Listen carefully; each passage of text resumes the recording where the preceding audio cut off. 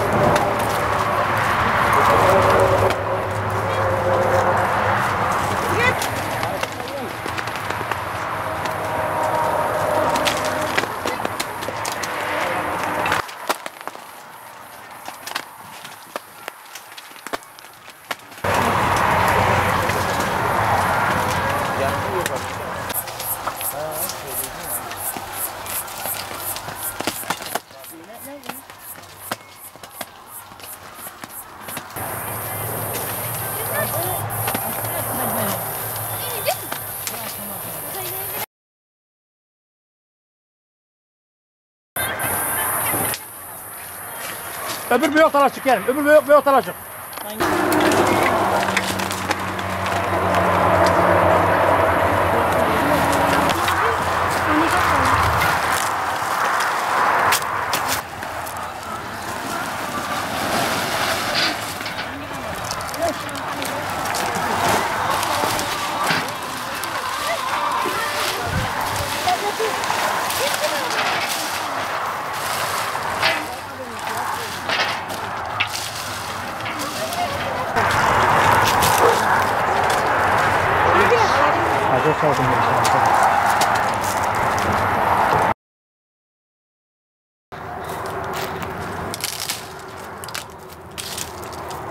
Ağaçlarımız hep kuruyor.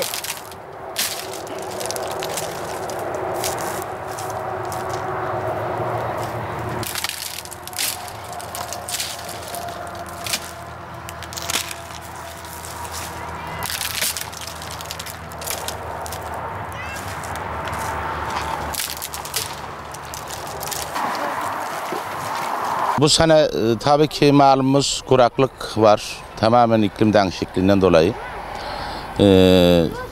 Şu anda fıstık hasatındayız. Çiftçilerimiz de burada. Bu sıcağın altında tabii çalışmak zorundalar. Fıstık hasatı yapıyorlar. Fıstığımız da malum bu sene yoktur. Hem yok yılı hem de kuraklıktan bir de sonradan don vurdu. Şehit Kamil'de de bizim 39 tane köyümüzde hiç kalmadı. Yani fıstık hiç adilen kalmadı. Buralarda da şu anda varsa da maliyetleri çok alıyor bunun. Hani fıstık ağacı tutkun olsa işçi az gider. İşçi maliyeti artıyor. Bunun tabii çütü var, gübresi var, budamı var. Bayağı bir maliyetli bir iş. Gaziantep'te hububatta da sulanmayan arazilerde hep çiftçilerimiz sürdüler. Buğda, arpa olmadı. Sulanmayan yerlerde. Sulanan yerlerde de aldıysa da genel rökoltemiz gene düştü. Antep genelinde aslında Güneydoğu bölgesi olaraktan bizim bu bölgesi fıstık bölgemiz.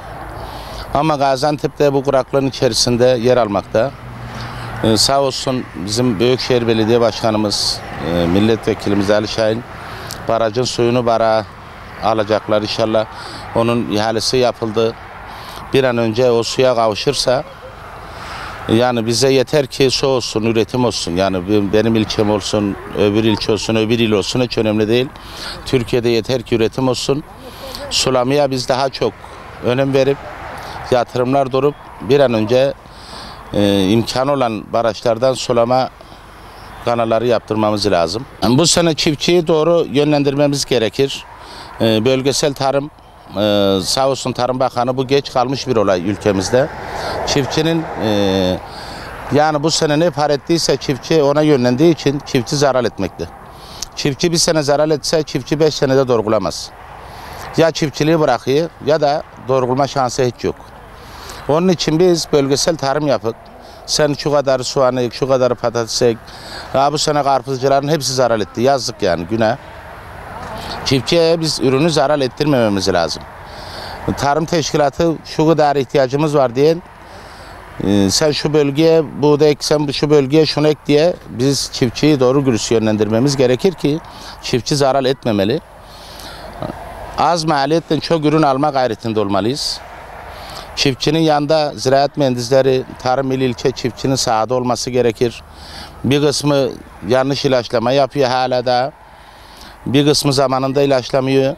Onun için bir çiftçinin her sürekli devlet olarak ziraat mühendisleri çiftçinin yanında olmalı, çiftçiyi yönlendirmeli ki üretim artsın. Şimdi ben bir tarım işçisi olarak, bir elçi olarak Antep'in dört bir tarafını gezmekteyim. Ve her tarafta bir kuraklık var. Artı zirai ilaçları, gübre falan çok pahalı bunlar. Mazot çok yüksek. Çiftçilerimiz tam verim alamıyor. Verim alabilmesi için de her şey yüksek ve pahalıdır. İşçi maliyette bindiği zaman tarım işçileri de yükselmiyor fiyatları. O zaman maliyet artıyor. Maliyet arttığı gibi işçiler bir şey kazanamıyor burada. İşçiler çok düşük gömmeye çalışıyor yani. Soğan tarlada 5 lira, patates 5 lira, domates 5 lira. Hiçbir şey par etmiyor. Soğancıların soğanları tarlada kaldı. Bütün bunlara mesela biz işçi götürüp getiriyoruz. Adamların malları tarlada kaldı. Buğday, pamuk 4 yıldan beri aynı fiyat. 9, 10, 12, 13. Yani daha yukarı çıkmıyor. Bugünün şartlarına göre çok düşük. Mazot 56 lira. Yani çiftçi ne yapacağını bilmiyor artık. Çiftçi gerçekten zor durumda. Özellikle mazot, ilaç, gübre çok pahalı. Yüksek yani fiyatları. Bu sene fıstıkta zayıf. Yarıya yani. Birçok bölgede hiç yok. Don vuran bölge var. Kuraklık olan yer var. Yağış almayan bölge var. Birçok bölgelerde fıstık çok nadir yani bu sene. Kazanç zayıf. Hele bir de işçi tarafından kazanç çok zayıf.